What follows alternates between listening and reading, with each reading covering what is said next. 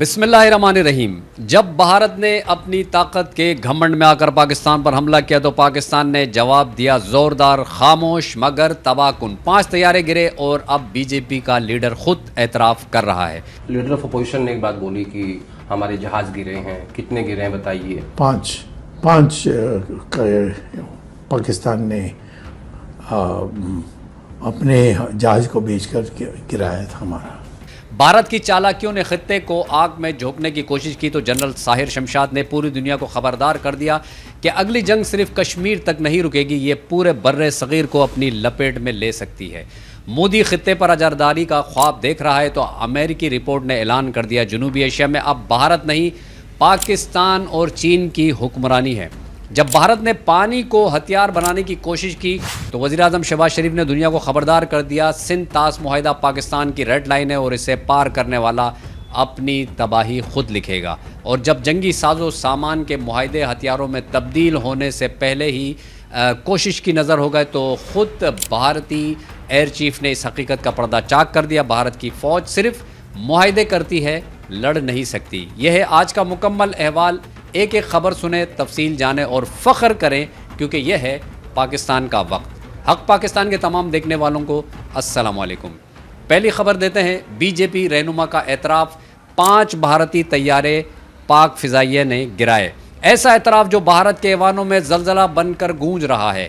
نئی دہلی کے اندر B J پی کے سینئر رہنما سبرامنیم سوامی نے اعتراف کیا کہ پاک بھارت جنگ کے دوران پاک فضائیہ نے بھارت کے 5 جنگی طیارے مار گرائے۔ یہ صرف اعتراف نہیں، یہ بھارت کی شکست کا باضابطہ اعلان ہے۔ سوامی نے کہا کہ مودی کے ہوتے ہوئے اس حقیقت پر تحقیق ممکن نہیں کیونکہ اگر سچ سامنے آ گیا تو پورا بی جے پی نظام ڈہ جائے گا۔ میزبان نے پوچھا، اپوزیشن پوچھ رہی ہے کہ کتنے طیارے گرے؟ سوامی نے جواب دیا 5۔ لیڈر آف اپوزیشن نے ایک بات بولی کہ ہمارے جہاز گرے ہیں، کتنے گرے ہیں بتائیے؟ 5۔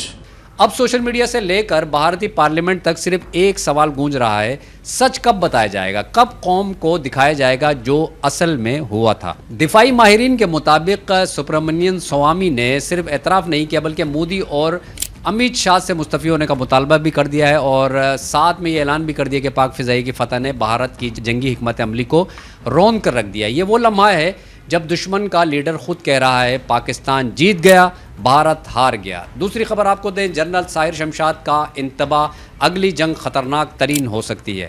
جنرل ساحر شمشاد پاکستان کے joint chiefs of staff committee کے سربراہ، وہ مرد مجاہد جس کی زبان سے نکلے الفاظ بین الاقوامی میڈیا کے لیے سرخی بن جاتے ہیں۔ انہوں نے کہا کہ اگر پاکستان اور بھارت کے درمیان دوبارہ کشیدگی ہوئی تو یہ صرف لائن آف کنٹرول تک محدود نہیں رہے گی، یہ جنگ کشمیر تک محدود نہیں ہوگی، پورے بھارت پاکستان کو اپنی لپیٹ میں لے سکتی ہے۔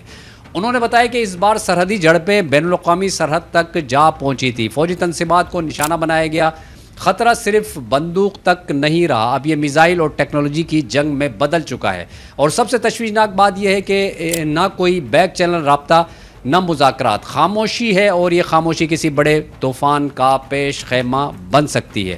یہ صرف ایک وارننگ نہیں، یہ آنے والے وقت کا عکس ہے۔ دشمن کو خبردار کر دیا گیا ہے، اب کی بار اگر تم بڑھے تو ہم رکیں گے نہیں۔ تیسری خبر آپ کو دیں، امریکی رپورٹ کا انکشاف، بھارت خطے سے بے دخل، چین اور پاکستان ابھرتی طاقتیں۔ امریکہ کا think tank council on foreign relations, جسے دنیا میں سفارتی حوالوں سے سب سے معتبر ادارہ سمجھا جاتا ہے، اس نے ایک ہلا دینے والی رپورٹ جاری کی ہے۔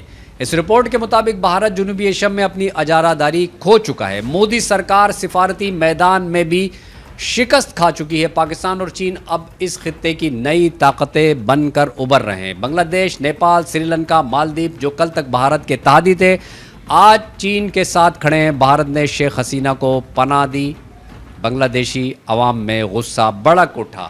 نیپال کی کمیونسٹ حکومت نے بھارت کو مکمل طور پر نظر انداز کر دیا، سری لنکا کے صدر نے چین کی معیشت کو اپنا ماڈل قرار دیا، مالدیپ میں انڈیا آؤٹ تحریک کامیاب ہوئی۔ یہ سب محض واقعات نہیں، یہ بھارت کی بتدریج سفارتی موت ہے اور پاکستان کے لیے ایک سنہری موقع۔ چوتھی خبر آپ کے ساتھ شیئر کریں کہ سندھ طاس معاہدہ پاکستان کی ریڈ لائن ہے، وزیراعظم شہباز شریف نے 2 ٹوک اعلان کر دیا۔ تاجکستان کے شہر دوشنبے میں وزیراعظم شہباز شریف کی تقریر نے عالمی پلیٹ فارم پر بھارت کو بے نقاب کر دیا۔ وزیراعظم نے کہا کہ سندھ طاس معاہدے کی خلاف ورزی ناقابل برداشت ہے भारत सियासी मकासद के लिए पानी को हथियार बना रहा है, लेकिन पाकिस्तान इसे अपनी रेड लाइन समझता है और इसे पार करने की इजाज़त कभी नहीं देगा।